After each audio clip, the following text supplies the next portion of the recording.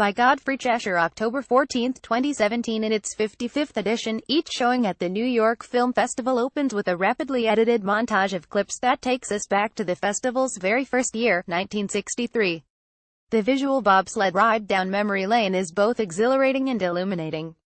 The titles in that inaugural year included Luis Buñuel's The Exterminating Angel, Robert Bresson's The Trial of Joan of Arc, Roman Polanski's Knife in the Water, Yasujiro Ozu's Autumn Afternoon, Joseph Losey's The Servant, Adolphus Meek's Hallelujah the Hills, Alain Resnais Muriel, Chris Marker's La Jolie Mai, Jean-Pierre Melville's Magnet of Doom and Masaki Kobayashi's Harakiri.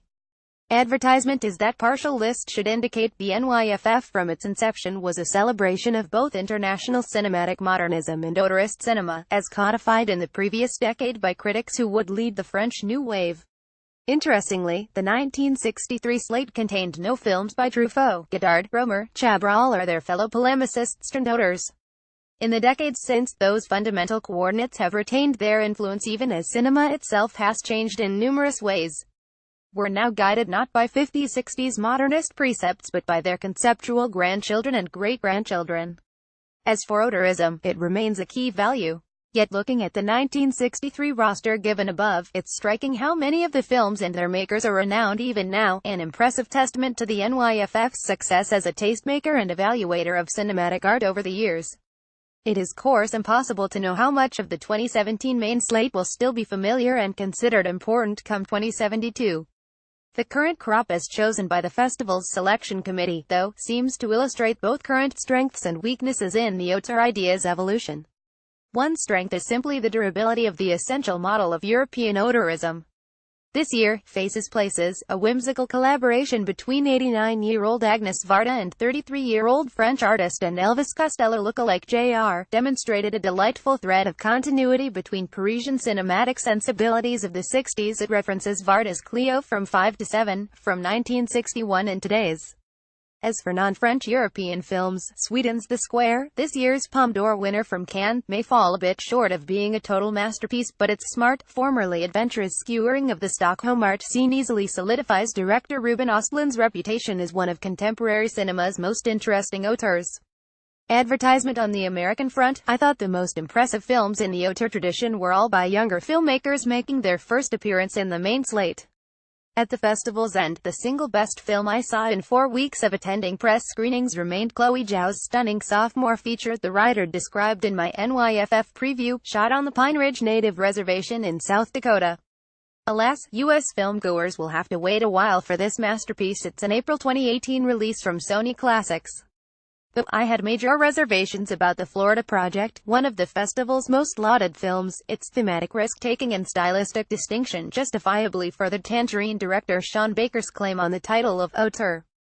And actress Greta Gerwig's Lady Bird, a droll and flavorful coming-of-age tale set mostly in Sacramento, established her striking gifts as both director and writer. As for the downside, the central weakness in the auteur idea was always the possibility that the filmmaker's name would come to outweigh the value of any individual film. Auteur, to be sure, André Bazin once wrote, but of what ironically, that very problem seemed to loom over the festival's 3 biggest titles by established American auteurs, which occupied its 3 most prestigious slots. All 3 films, as noted in my previous festival report, were made by Amazon Studios, which is currently under the amazingly auteur-centric regime of filmmaking head Ted Hope. Yet even more than Richard Linklater's festival opener, Last Flag Flying, see my previous report, Todd Haynes' centerpiece, Wonderstruck, seemed like a lame screenplay that got made because of its director's name. And got into the NYFF for the same reason. Honestly, had this tedious, bifurcated period drama, which displays little of the brilliance of Haynes' best work, been shown to the festival's selection committee with Joe Blow in place of Todd Haynes in the credits, I can't imagine it would have gotten anywhere near the NYFF. As for Woody Allen's Wonder Wheel, I don't regard it as nearly as disappointing as the Linklater or Haynes films. Even if its status as middling laud period Woody Allen is hardly cause for excitement even in the snootier precincts of the Upper West Side.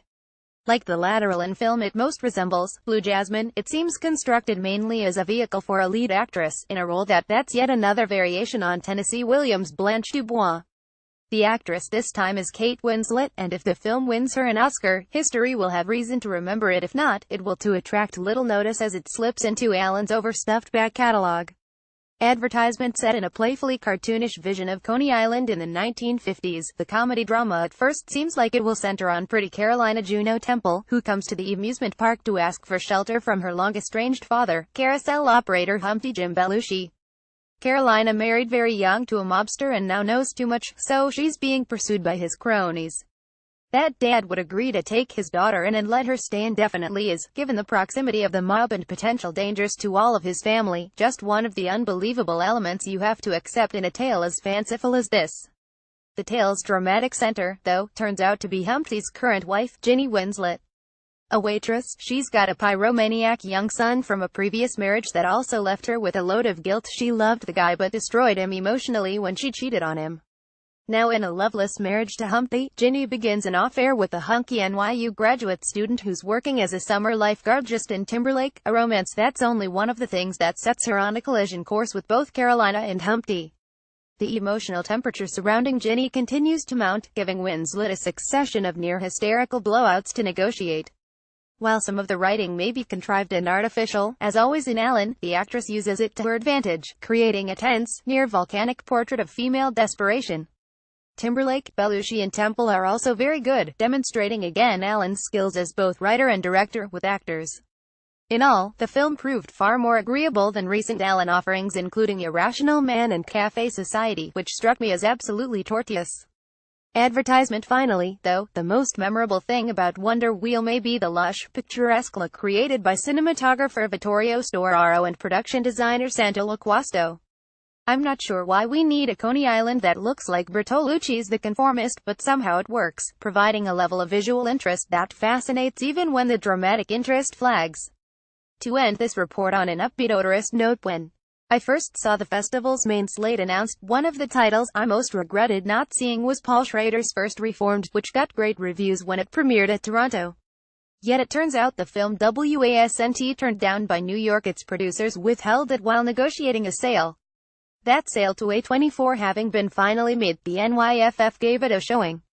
I'm not sure why the festival didn't announce it to the press or provide a press screening, but the public screening, followed by a great Q&A with Schrader, was one of festival's highlights for me.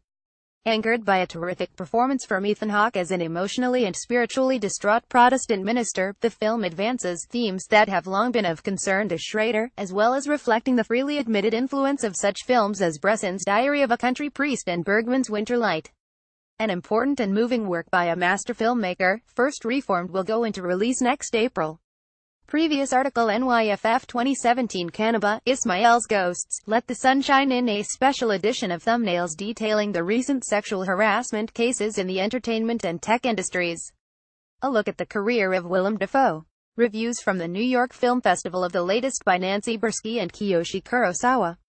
On the newest horror film to enter the Criterion Collection and others you should pick up.